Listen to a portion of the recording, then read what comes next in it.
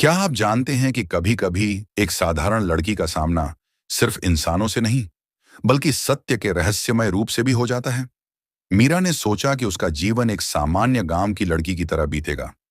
लेकिन एक दिन नदी किनारे, जब वह अकेली थी, एक विशाल कोबरा ने उसकी जिंदगी हमेशा के लिए बदल दी।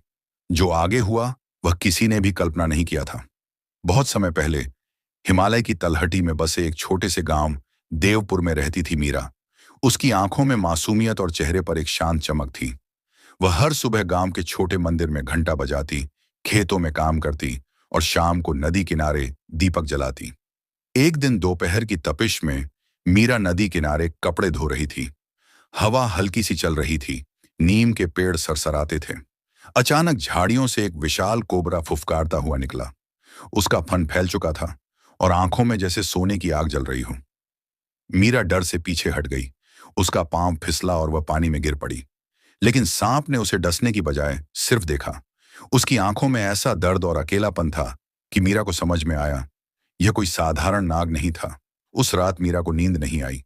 वह बार बार उसी नाग की आंखें याद करती रही। सपनों में उसे वही कोबरा मंदिर की सीढ़ियों पर लिपटा दिखाई दिया, जहां शिवलिंग से अमृत टपक रहा था। अगले दिन गांव के पुजारी ने कहा, मीरा, कभी कभी भगवान अपने दूतों के रूप में नाग भेजते हैं। अगर कोई नाग तुम्हारे पास आए तो उसे मत मारना। वह तुम्हारी परीक्षा ले रहा है।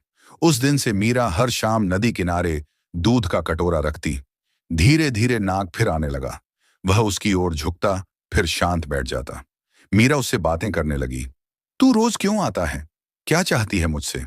सांप कभी जवाब नहीं देता, पर उसकी आंखों में मीरा को हमेशा एक सच्चाई की झलक मिलती। एक रात पूर्णिमा की, जब मंदिर में घंटियां बज रही थीं, मीरा ने शिवलिंग के सामने हाथ जोड़कर कहा, हे भोलेनाथ, मुझे सच्चाई दिखाओ। तभी वही नाग सामने प्रकट हुआ। उसका फन पीछे हट गया और उसकी जगह खड़ा था एक लंबा आकर्षक युवक, जिसके माथे पर चांदी का नाग चिन्ह और आंखों में गहरी चमक थी। युवक ने धीरे से कहा, मीरा, मैं नागराज वेदांत हूं। कभी मैं काशी का राजकुमार था, पर मेरे अहंकार और जालसाजी ने मुझे नाग रूप में कैद कर दिया। तब तक मैं मुक्त नहीं हो सकता जब तक कोई पवित्र हृदय वाली लड़की मेरे हाथ से श्राप तोड़े।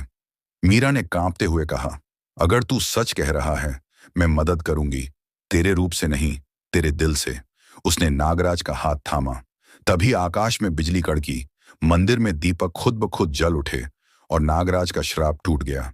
सांप धीरे धीरे नागराज वेदांत में बदल गया। अगली सुबह गांव में सबने देखा, मंदिर के आंगन में दिव्य प्रकाश फैला हुआ था। मीरा और वेदांत खड़े थे। उनके माथे पर सिंदूर की रेखा चमक रही थी। वेदांत ने कहा, आज से तुम सिर्फ मेरी रानी नहीं, बल्कि मेरी जीवन रक्षा की देवी हो। उनकी शादी पूरे गांव में धूमधाम से हुई। गांव के लोग कहते हैं, सच्चा प्रेम रूप से नहीं, आत्मा से होता है, और जो सच्चाई और विश्वास में अडिग रहे, वही जीवन में विजय पाता है।